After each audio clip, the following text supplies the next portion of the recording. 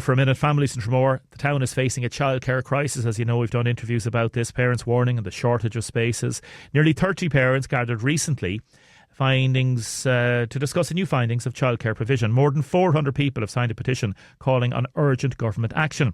Now, campaigners are saying, obviously, that Tramore's growing population, not enough childcare facilities. Our Kyle Butler has some videos up on the WLR social media pages and on the website, so make sure to go to that. And he's been talking to some of the locals involved in the situation. Carrie O'Hanlon, thank you very much for speaking to us again. First of all, I'd like to thank you for inviting the media here today to speak to concerned parents regarding childcare in Tramore. What a turnout it has been, Carrie. And I have to say, fair play to you for being that person in Tramore to start this campaign. I just want to touch on the survey. So the last time we spoke, there was a survey being conducted. Yes, Kyle, thank you for coming out. When we last spoke, the decision of me and the other mums was to really amplify the voices of the parents and families in Tramore and how this childcare crisis is impacting them. So we published a short survey to measure that impact. We had an overwhelming response. We had 100 responses, and the headline outcome from it is that 62%, so 62 families cannot secure a childcare place in Tramore for their children.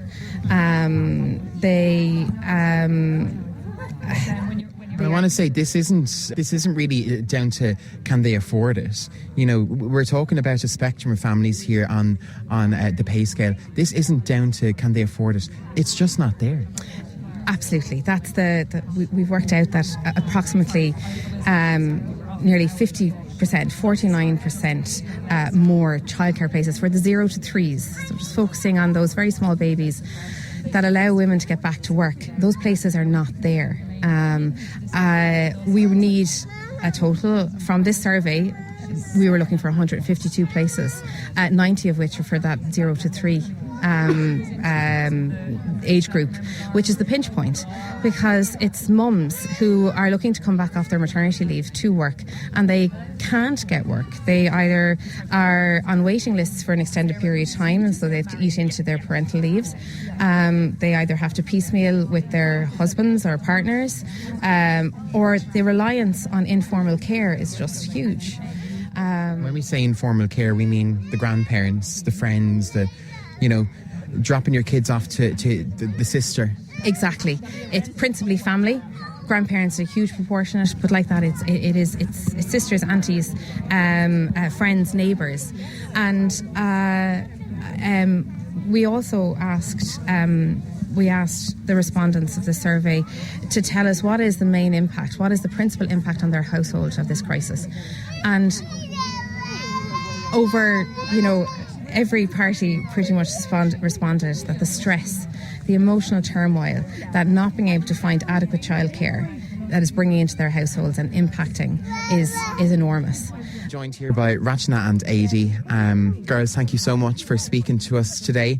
We're here in the Coast Guard Centre in the beautiful Tramore. What a beautiful setting to be in. What a great turnout here this morning, and thank you so much for coming along. Of course. It's unfortunate circumstances, girls. Just maybe tell us your own story. I'm going to come to you first, Rachna. Just your own story with childcare. What's your situation? Thank you for the opportunity for me here. Am I fine? Yeah. See, I'm new to Ireland. It's not really so new. I'm here from 2 years now. I have no family here to help me or support me in any ways. Now my son is 5 and I'll have to join my work in August. That's my due. So I don't have any childcare here, nor I have anyone to whom I can probably give my son. He's just very young, I can't just hand over to someone whom I really would not know. The childcare, if at all, is there, then that's something, it's the safest thing I can probably think of to give my son. And I'm really struggling. My husband and my family back home tell me that to quit the job, because nobody is there to take care of the baby, and that's very important. That You don't want to quit. You want to work. no, I have to work because without the work, it's very difficult to take care, how to pay the bills. We just took the new house here in Tramore and we moved in from Dungarvan. And my husband is actually taking care of everything. He's struggling, I know. He never tell me, but he do. But how do I go back to work if I don't have a care? I have applied in every places in Tramore, even outside the Tramore. They have, some of them reply to me. They say there is no place until 2 years now, at least.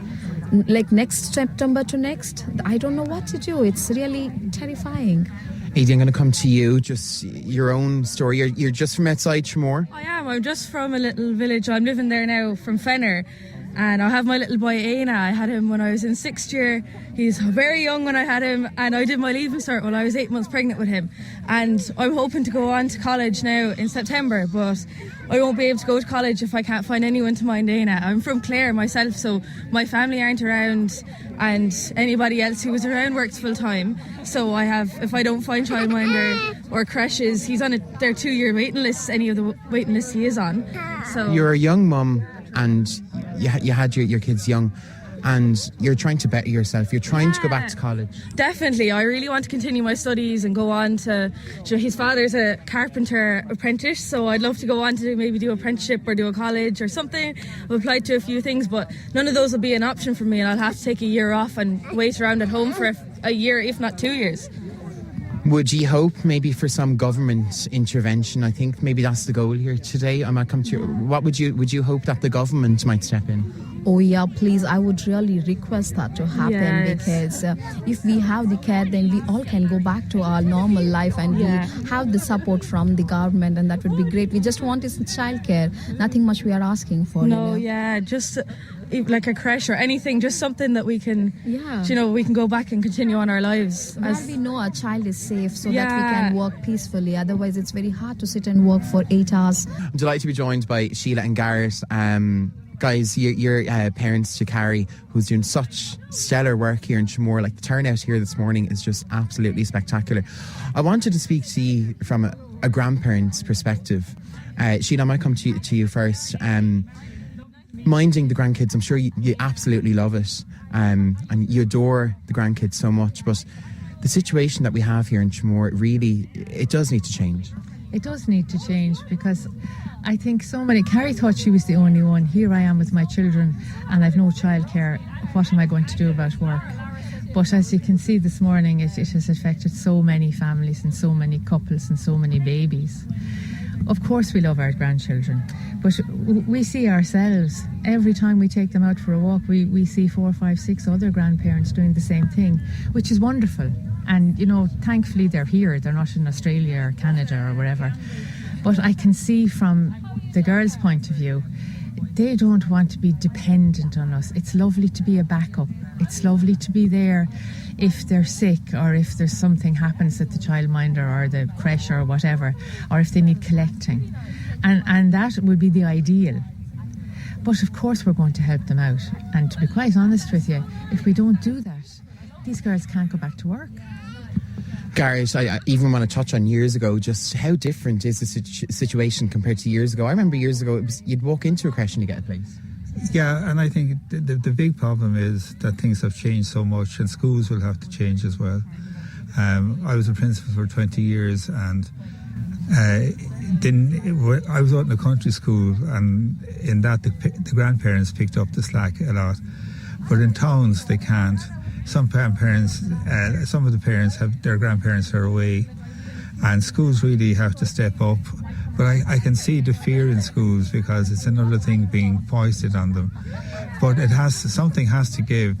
I believe what Carrie is trying to do, to get a national programme here, run by the government, and pay the people properly. Don't pay people peanuts. Pay them properly. Childcare is a vocation. And children need to be cared and loved, but pay the people properly. Yeah, that's all I'd say.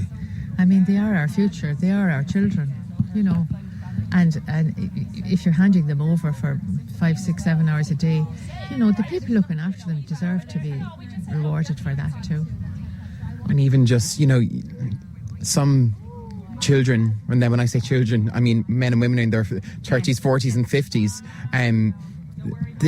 they might feel bad handing their kids over to their parents. They might say their parents want to enjoy their retirement, and of course they love spending time with their grandchildren, but they're left with no choice.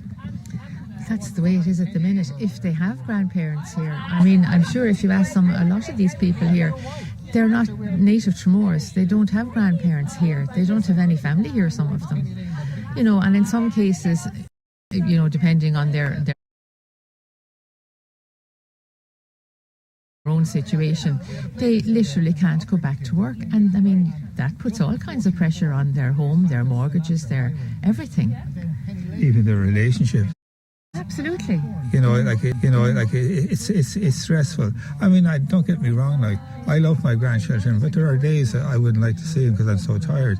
And when they come, you enjoy them, but when they go, you're delighted because you're so tired after it. And I think you're saying something that everyone resonates with and they're afraid to say. And then, too, I mean, look, you know, the way I am at the minute, things can happen. I know things can happen to anybody, and you know, but if something throws out that and there's no backup, like I was saying, if it was a crash situation and we're a backup, but we don't have any backup. If something goes wrong, if we're not available, if one of us becomes ill. Are you maybe calling for more of a government intervention? That's what your daughter Carrie is wanting to do today. Well, absolutely, because the government can pay people properly. They can set up a system. Like, you can't expect a committee to set up, buy, say, a building, be a board of management, and then vet people, and then run the crash. These people have jobs already. Like, the government need to get their finger out and say, look, if we want a good workforce, well, we have to put the supports in for families and for married couples. Otherwise, you're just causing havoc in relationships. And in what I call mental health, that's what I'd be worried about most. I can see it. There was one lady who spoke at the last meeting, and she was so passionate like that. She wanted to get back to work, but now her mortgage is under pressure. I think it's... The mortgage word has been thrown around a few times here today. Yeah. Are concerned. Yeah, I would be... The bills. I mean, how can you meet the bills if there's only one of you working? Well, or That's if there's only a half salary coming in, 2 half salaries. You know, employers need to get their finger out too. Like, you know, COVID changed a lot of things, and people can work from home quite successfully. Now, I don't know the data, like, have some employers being burned by this working at home, by employees not doing their job. I don't know. But I think in most cases, working at home has been a great success for people. You know? Or some kind of flexi time. I mean, it mightn't always be working at home. If you have small kids, you know, that mightn't be the answer either, because the kids will be there. But even, you know, some kind of flexi time and accommodation. Now, I know, you know, a lot of companies will accommodate, I don't know, flexi time or short hours or something. But that's at the whim of the company. Folks, thank you so much. 083 3333 975. Thank you very much for Kyle for that, and we'll do more on that later in the week and next week.